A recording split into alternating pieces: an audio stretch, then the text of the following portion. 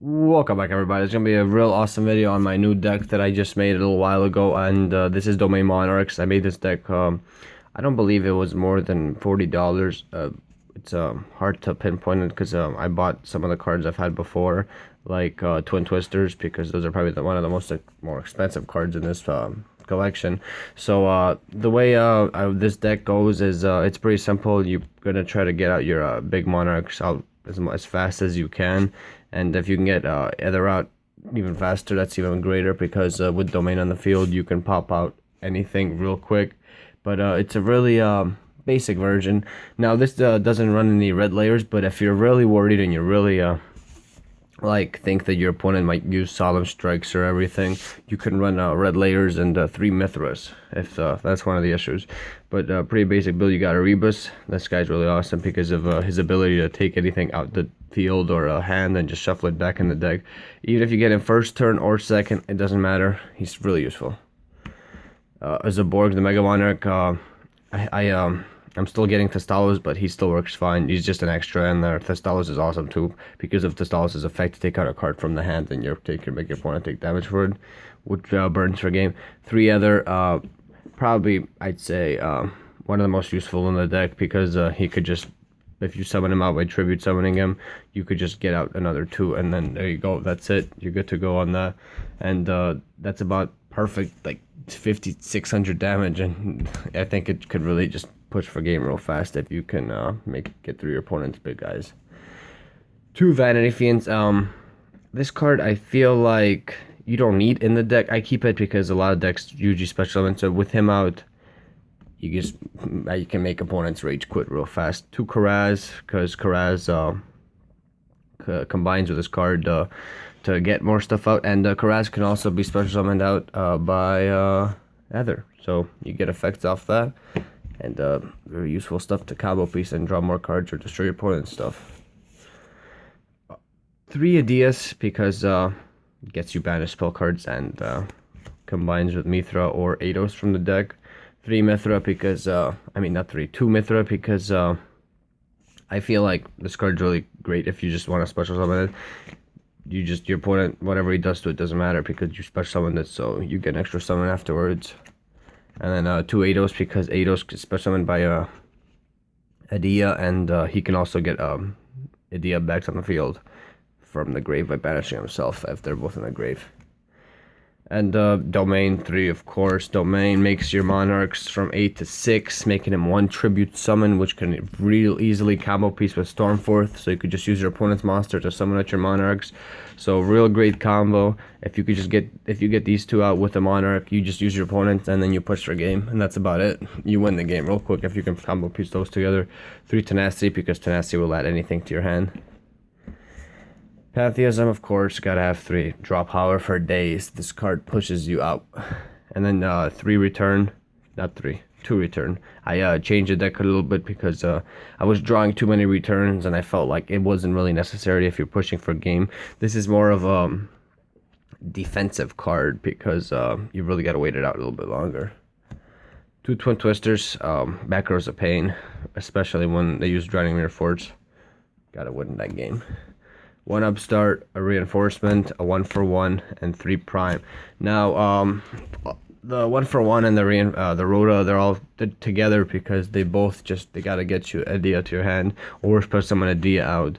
It doesn't really matter because if you can get a Dia out with a Monarch in your hand, you're likely to usually push for game real fast anyway. And Prime Monarch, just the best trap ever because you combo piece that up with Pantheism, and now you got I got this trap here, and you got this Pantheism. You drew 2 cards. Now they're just sitting in the grave and chilling, and then you just use Pantheism to grab a Tenacity. And now with Tenacity, you just add Stormforth or Domain, and all of a sudden you can special summon your trap off Tenacity. So now you got a trap on the field, and then you can just go for Domain or this to tribute summon something. Real awesome stuff, and you don't even need a monster because Prime takes care of that in your field. So if you didn't draw one of your normal guys, you don't have him out, it doesn't matter. Prime takes care of that, and you get to continue your plays even faster. But that's it for the deck. Now, I feel like there are certain limitations to this deck because if you go with, let me find that return. If you do Return of the Monarchs, it looks nice.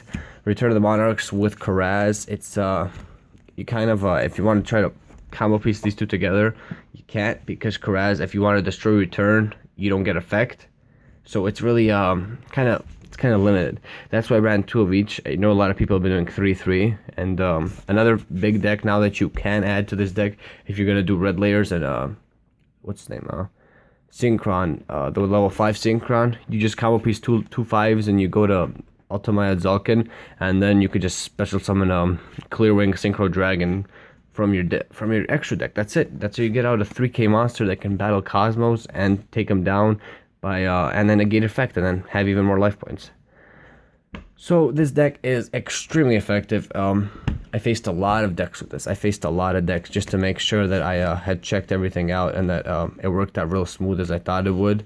And it does. It's real effective. I feel like you can really get far with this deck, and because it's so consistent, it's hard to have like a dead end draw, because of the fact that no matter what you get tenacity or tribute your opponent's monster, you will be able to summon something out. The only issue you might ever have if you brick once in a while is the fact that you don't have a Monarch in your hand, and that's going to be your biggest issue. If you don't draw into a big Monarch, you might brick extremely hard, and you need to draw into a big one if you want to keep fighting your opponent. That's going to be one of the only issues in this deck.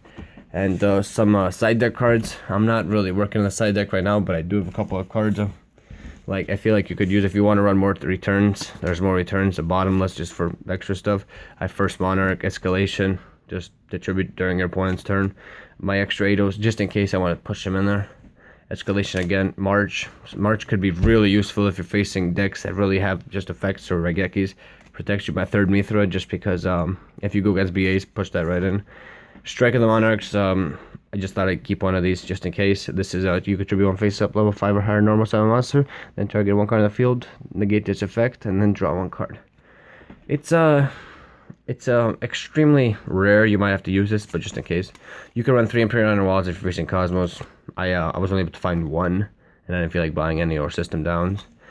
But the one weird card that I feel like is really like, I guess it's fun to use Reasoning. You could. It's not a good idea, but if you're going first and your opponent doesn't know what you're playing, like it's extremely useful, because if you do Edia out, you get effect. It doesn't matter, anything get effect. But the only bad part is if you do Vanity's Fiend, because this card cannot be special summoned. So if you hit into a Vanity's Fiend, like just during your continuing throwing cards away, which is highly likely apparently when I've been playing using this, you lose the Reasoning, and it's a card that's gone. So I took this out the deck. I didn't feel like it was useful, but there's lots of cards that can really just push this deck up and make it even better. Just Red Layer or Brilliant Fusion. Brilliant Fusion is especially useful because you just do rank 5 plays with Gem Knight, Saphirite or something. That card is extremely useful, and that's the extra deck Monarchs. And then the Zulkin Monarchs are more synchro based, so you have a couple of varieties you could go off Monarchs, and they all have the same type of like idea. They all just push for game as fast as possible, no matter what deck you're facing. Especially the Zulkin Monarchs, because of the Clearwing Synchro Dragon. It's a really awesome card, and I feel like you could really get far with it.